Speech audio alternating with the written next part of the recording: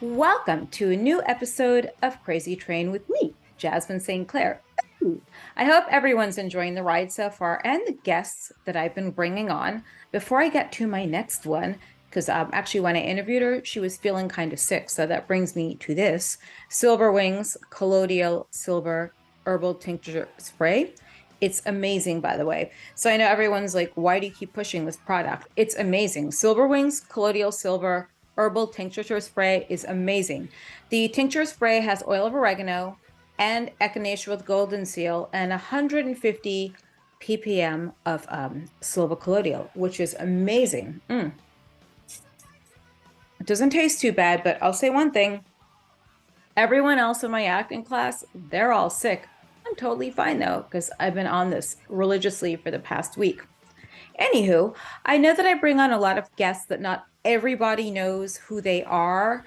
And then there are a lot of you guys out there who know who these girls are, which tells me a lot about what you do with your recreational time.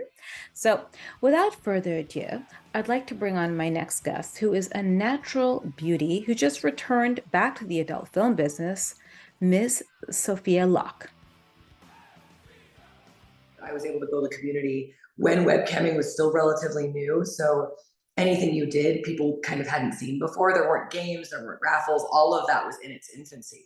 So being able to do that and commanding your room and saying, like, if you want to be here, this is how it's going to run. And I'm not doing anything I don't want to do.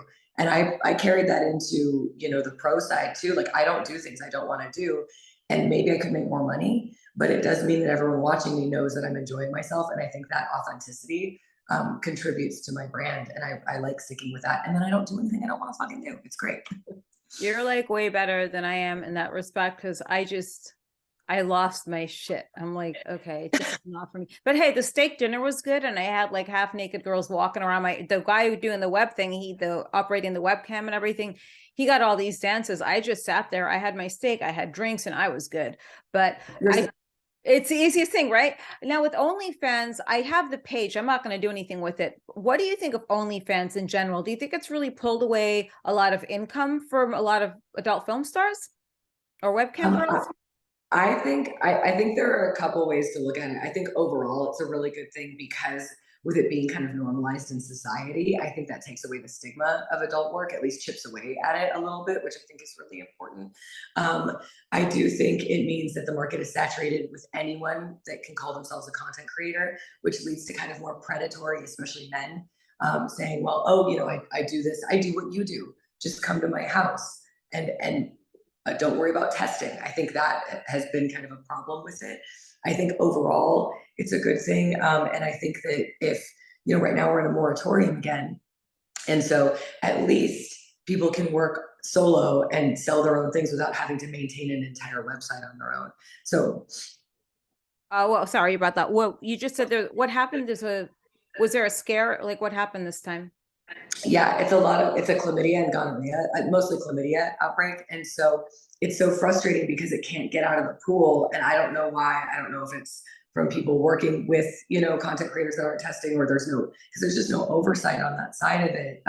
At least with a pro shoot, you have hopefully your agent telling you need to get tested. You have a director checking through pass, hopefully. And then you have on set, you can check each other's tests. But for some reason, things just keep happening. And so I think it was about time to do that, especially before AVNs. So it's a week-long moratorium, and then everyone needs to do like a P test, a chlamydia test in 7 days. Only a week? Because when we had all these scares back in the 90s, we had I was at the height of that Mark Wallace scare, and I never worked with him. But I do remember. Was that HIV? Huh? Sorry. Yeah, those were those HIV scares in the 90s. It was Mark Wallace. I forgot who the other one was, John Stagliano. Yeah. I wasn't working as much as anyone, but I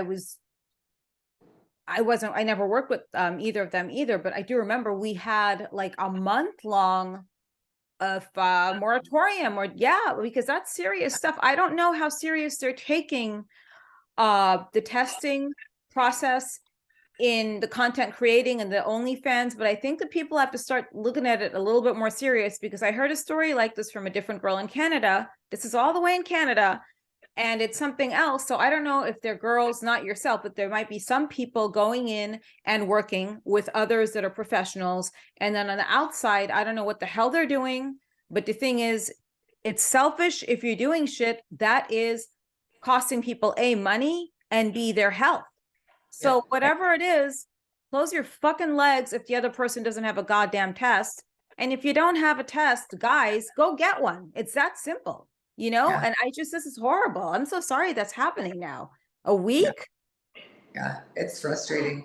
It's frustrating because, you can check all the tests, you can just be doing pro shooting and you can still catch something because somebody else was irresponsible down the line. It's so hard to be able to check it if there's no oversight in the outside. So hopefully this kind of gives a reality check to people, because you're right. It's like, it's your health, it's your coworkers' health, it's your job. And if you're relying on shoots, I've heard of people this, they've had 5 shoots canceled this week because of this moratorium, and that's income. And if you're being responsible, it's really frustrating that other people aren't. So hopefully this resets some things, and people will be a little more careful. Well, for girls, it might be easier to make money on OnlyFans during a moratorium than guys, right? Yeah. I Yeah, don't I know. mean, yeah, I hope. unless, yeah, definitely. Unless men are catering to other men, then they could do jerk off videos and things like that. But yeah, for women, thank God that you have so many different pots to pull from. It's like you have OnlyFans, you have pro shooting, you have, whatever. It's really nice. Sorry, I was harsh when I said that, but it just bothers me when people are so frivolous when it comes to everyone's health. And you're saying one person might have had 5 shoots canceled. Let's say that was $300 a shoot, hypothetically. That could have been the person's rent or like Christmas money for the season. And people don't want to be shorthanded like this season. So, or any season for that matter. At least I Yeah. hope not. Yeah. Yeah, it's frustrating. So now you're in Vegas, and what do you think? What do you see in store for yourself now? Not that you could see the future, but what is your exact dream life? I would say I just want to be working as much as possible. I'd like to work with the companies that are doing really exciting things, especially kind of the more cinematic, more acting driven things. I know you do the acting stuff. I have been thinking about taking acting classes because I was surprised by how much I liked doing that on shoots. I know it's just porn, but I do really enjoy it, and I feel like that's a really fun part of it. So doing the kind of more cinematic things, I will say that kind of an overall goal for me, since I lost my relationship with my mom because I do this for a living. And so even though I can't really get that back, the idea that I can help educate the general population through TikTok or wherever you can have that kind of reach about what this actually is like. And it's not this demonic, horrific thing. It's actually really normal people that are just maybe think of sex in a different way than you do. If I can reach more people and help kind of humanize the industry a little bit more, that's my ultimate goal, because that feels healing to me. That, like, I can't reach my mom, but I've had women my mom's age on TikTok say, hey, I hadn't really thought of it this way before, you've opened up my eyes. Maybe they won't be as upset about their children doing something like this. So that's kind of my overall goal. But in general, I want to be working as much as possible. I want to be out there as much as possible. I want as many people to see me and masturbate to me as much as possible. Well, no, that's lovely. That's hey, it's all reachable. And I grew up in theater, so I was taking theater at a really young age. So that's why I always stayed with theatrics, like wrestling, pro wrestling, everything else there is. So you should, if you want to take classes, you should just totally take classes and just go for it. You never know where you end up with it. And as far as the mom, like, I've got mommy issues too, but it's just one of those things you don't you don't tell them these things. But the way my mom found out was my cousin saw me on Springer.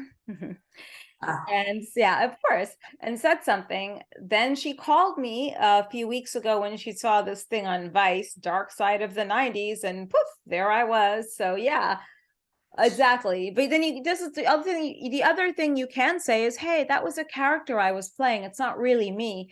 And that's the only other way you could, bypass these things. But I'm sorry you lost the relationship with your mom. What's dating like for you? You said you have a partner. Well, I did, but it didn't work out. So that's why I'm in Austin and I'm single now. I am not going to be dating. I have no interest. The last time I was single, the men, excuse me, I'm sick. The men on dating apps were so reckless about testing and protection. I got slut shamed for mentioning that I would need them to use a condom twice in a row with people I hadn't even met yet. So I have no interest. I'll stay within the performer pool if I need to have my needs met off camera, which I do. Like on camera sex is so different.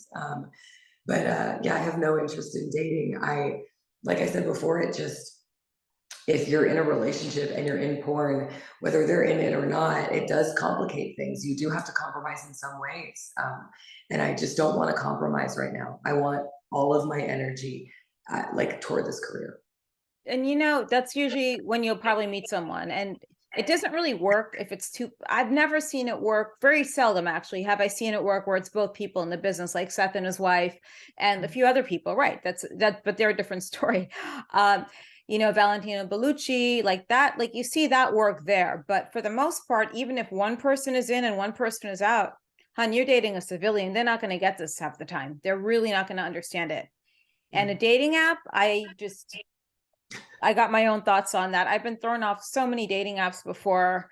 The last time I was thrown off a dating app, I think it was during the pandemic, and it said, if you have a man bun and you ride scooters, swipe left because I already have a vagina. So, but it's true, right? Then yeah, then where I am, it's like super, it's like really people I think are really dumb and lack common sense in Santa Monica.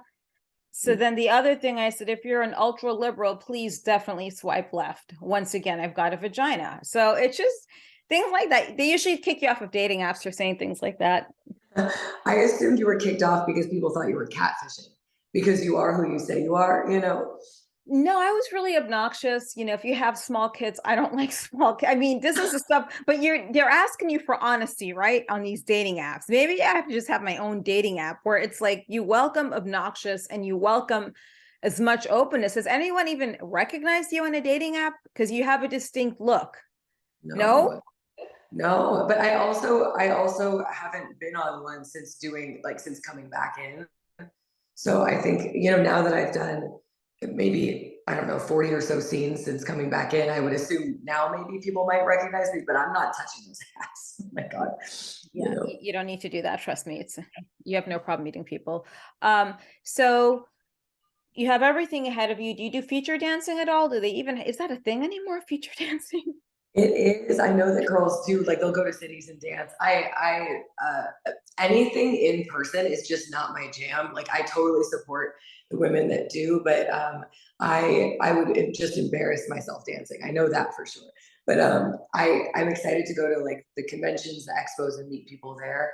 But yeah, no, I don't do any in-person services, and I don't really do any stripping or dancing like that. More power to the girl. That's a tough fucking job.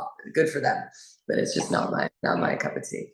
It's tough because like you're on the stage by yourself, but I don't really think people are paying attention to if you can dance or not. Like, okay, yeah. Now I thought of you when you said Austin, I thought of something you said. I was watching The Killing Fields. Have you seen that show yet on Netflix?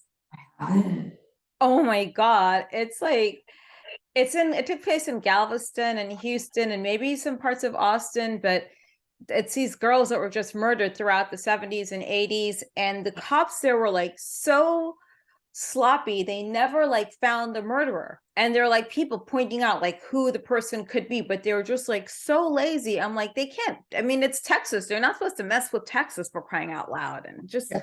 it was horrible, just terrible. I know I've taken this for like a whole twist now. So if people want to buy things or like they want to look at your photos and oogle you, where can they go and where can they meet you? First of all, like where do people find all these things out? OnlyFans is probably the best spot.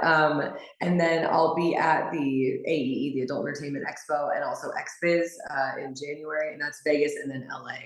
And I'd like to go to other conventions too. I really like being able to meet people. I love doing that when I was in the industry before. So that's probably the best. And if anyone sees me out, like feel free to say hi. I would love that. That would be great. Yeah, those are probably the best options. One of these days I'm going to smash every single part of like technology and figure out my own way to do things. Sorry about that. You're good. Have you ever been to Exotica? It seems like a lot of people go to the Exotica conventions. I haven't. I'm curious about it though. What is your experience with it?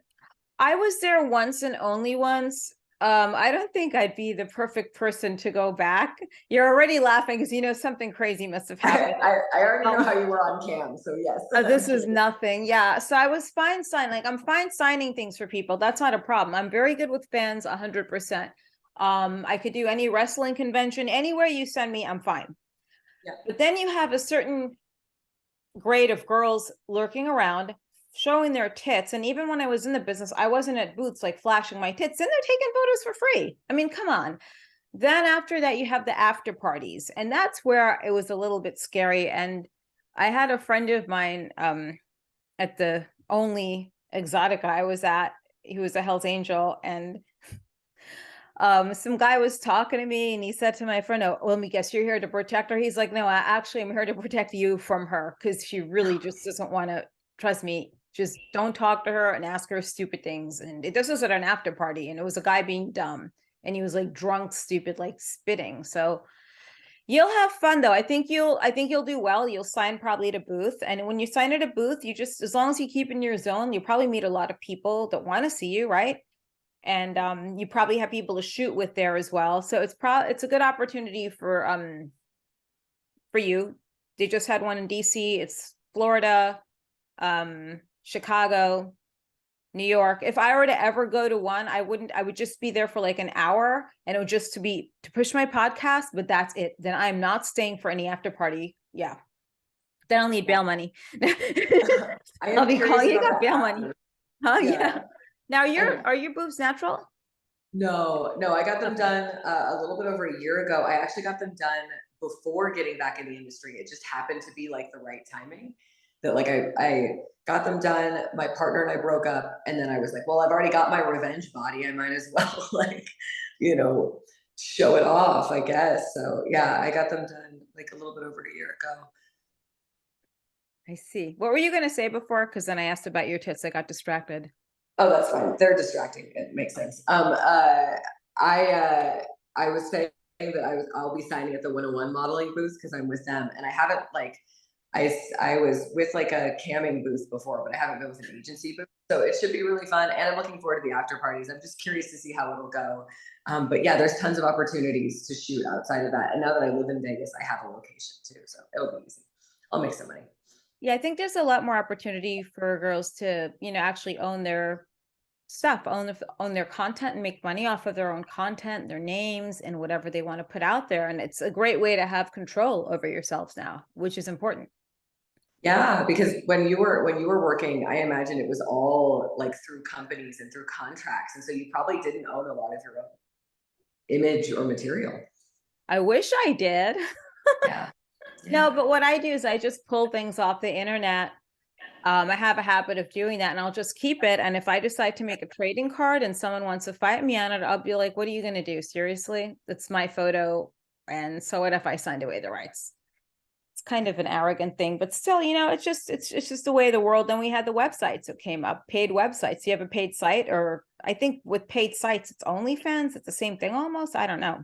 yeah. OnlyFans or ManyVids, that's another one where you can just post content and then you're making a percentage of it, which is great because I don't want to. I had my own website before and I just wasn't great with it, so I'd rather have somebody else do all of the work and then I have the people there and then I make 80% or whatever. I'm happy with that. Now, here's a question. I know that you mentioned something before about being sober, and don't take this the wrong way at all. I'm just asking because I have friends that are in programs. I've been to meetings before. Has anyone ever recognized you at a meeting? So I never actually went to any meetings with my sobriety. So I was really fortunate. I don't have a physiological addiction to like alcohol, but alcohol is what I just don't do anymore. I just don't drink. I just once I started, I would like drink all of the things, and then I did some things I wouldn't have done sober. Like so, I just decided it was not for me. But I don't have that like everyday desire to drink. Luckily. So I never needed to go to anything. It was like a light switch. I just decided I was done. And then I'm coming up on 7 years in April. So yeah, I've never gone to any meetings and I haven't been recognized for that. But I'm always happy to talk about it because just 90% of the time I was great when I drank, but that 10%, like, ooh, like I would just wake up and like not know where I was. And it just wasn't good for me. So it was a good decision. Yeah, I hear all the stories. Like you hear the stories at meetings, and then I've been in and out of Al-Anon for 8 years now. Oh, And it's wow. really scary going into Al-Anon because I go there, you know, for being on the receiving side of things. And um I think like, yeah, one like someone recognized me there before, but there are guys that go in there to like pick up on girls and girls that No. consider to be guys. Yeah, it's like, come on, really? So yeah, I had a sponsor. It was a female, but she was some kind of like a dancer from Madonna, I think. But yeah, it was an interesting dynamic with us because we were on two different ends of the tracks with things. But so we just had this happy medium of like, okay, so you're there for me to call if shit's going crazy, and that's that. Okay, great. But you're also a head case. So it meetings are great. I think, you know, works for some people, works for, you know, doesn't work for everyone. But I admire you for talking about that. And you don't see sex as a way of somehow compensating for not drinking, do you? Right. No, I don't. And Okay. I never drank to escape. I always used like drugs or alcohol as just like a recreational thing. It was like this fun, exciting. I feel like I chase adrenaline. And so in that way, I think sex work fulfills that for me of like I'm chasing like something exciting, like something that feels like a roller coaster. So I really like it for those reasons, but I don't know if that is also alongside like an addictive personality maybe. I'm not sure, but I have never used it, sex or drugs or alcohol, as a way to escape something horrible in my life. I feel very fortunate with that because everything is pretty great. I just, you know, want something that makes life fun. That's amazing. I love it. I think it's a very interesting outlook on the next level of how you can enjoy your life. Like I like motorcycles. I ride motorcycles and that's my thing, you know. I'm afraid to use like drugs and stuff because I just don't know what it's going to do. I did acid when I was 16. Oh my God, what a fucking shit show. And then at my age, I can't drink because if I drink like one or two glasses, like two glasses, I'm good. But after that, I start throwing up. Like someone has to hold my hair. So Wow. it's a holy hot mess. So I'd like you to tell the fans your handles again, and I'll plug them as well.